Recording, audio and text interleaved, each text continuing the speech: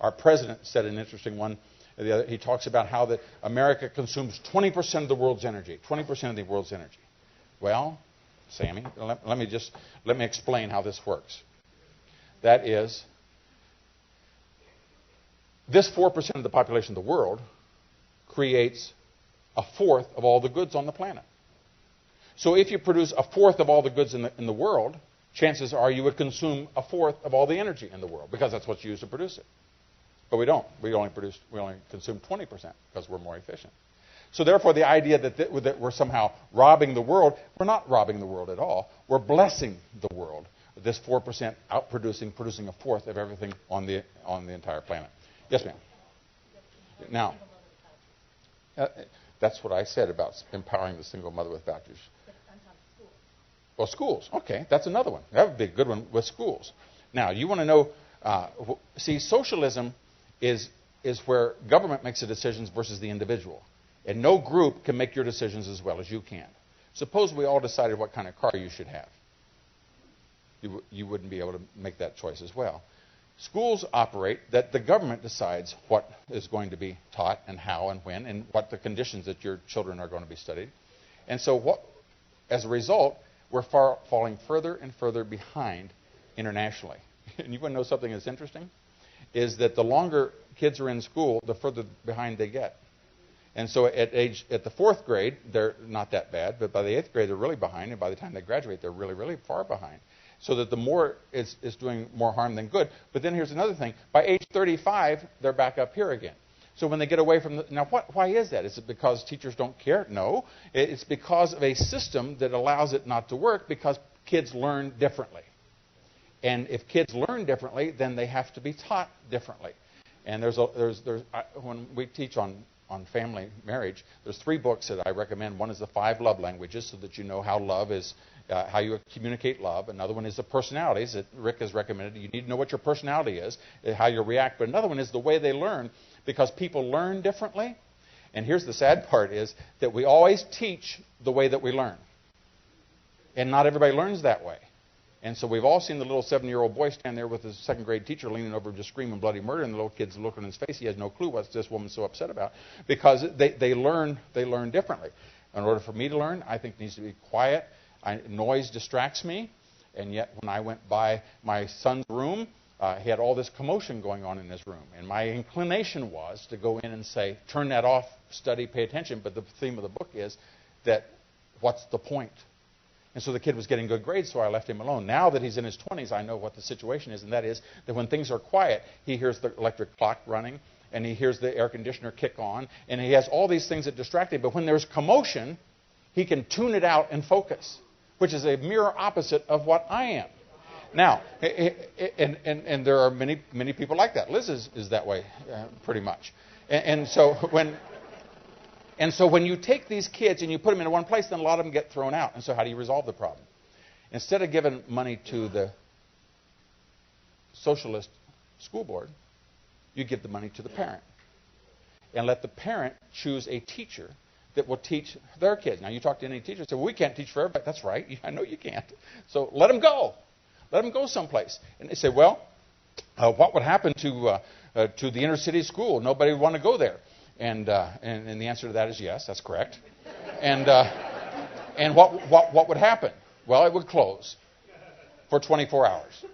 And then a school district that knew how to run a school system would come in, and they would get the teachers sitting cross-legged on the desk out of there, and they'd get the spray paint off the wall and get a little because parents want kids to be able to learn where they're safe and where they're disciplined. And if some people have to move around outside, and they say, well, what about the inner city? What about the poor? What are they going to do? In Washington, D.C., they spend $13,900 per student. Okay, that's $14,000. You take a single mother with 3 vouchers, and she stands on a street corner and says, what's 14 times 3 is 42. You let her stand on a street corner and say, who wants to teach my 3 kids for $42,000? She will get run over with people saying, I'll teach your kids, and I'll do whatever has to. And you know what happened? This thing could right itself overnight. Absolutely, because the resources and the capacity we have, but there's a battle going on. But I am of the opinion battle's been going on for 40 years, but you can see it in New Jersey and elsewhere. It's bubbling to the top. And I think over the next 10 years, we're going to right this thing. And when we do, we're going to have better education. And I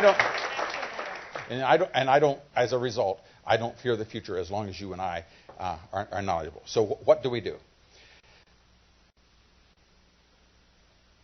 If you're involved in politics, it's mystical to some who are not involved. And when you get involved, you look around and you say, that's all there is? I mean, it's that simple? The answer is yes. It's really, really simple. I was walking down the street one day and I saw the chairman of our party in my hometown. And I said, how are we going to do in city council? Oh, not good, not good. How many seats are we going to win? No, I don't think we're going to win any. Or what are we doing about it? Oh, we're not doing anything. I thought, well, that's a good program. I like that. So I found out they formed a little group at high school. And there are about 8 or 9 kids. And Liz and I invited them over to our house. And in my hometown, there are 4 wards in the little town, 5,000. And there was a city councilman from each ward, and then there were 3 at large, which made 7. And so I printed up cards for the 7 people that were running, and all of them had the 3 at large, and then 1 for individual. And I invited them over, and I said, now here's a map of the precinct where you live, the ward, and you can walk the entire ward in one night. And so what I'm going to ask you to do is that we had pizza for them and all. I said, if you go to every house twice and knock on the door and leave these little cards and ask them to vote for them, and for every ward that you win, we'll have a steak dinner if you carried your ward. Well, when it came election day, of the 7 seats, they won 7. We were out raking leaves. We're just newlyweds, been married about 3 months. The guy came walking across the yard, and he introduced his name. He said, I'm running for township trustee. He gave the card and introduced him, went on. And so on election day, when we went to vote, Liz said, where's that card? Because she put it on the dresser. And she went back and she got that card and she voted for that fellow. Now, all she knew about was that he came up and asked. Now, I wish politics were more sophisticated than that. But really, it's just a little bit of work. And it requires this.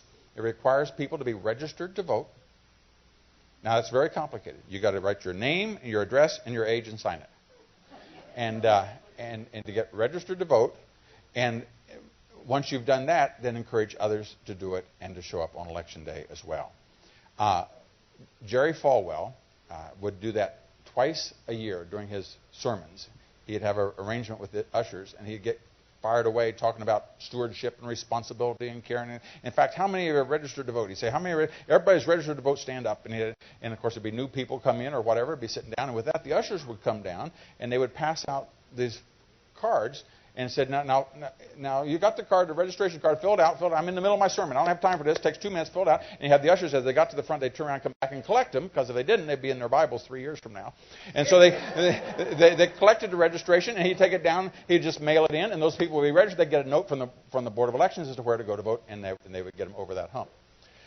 In America, we have folks that identify as evangelicals. Those are people who believe the Bible is the Word of God and had a personal relationship with Christ.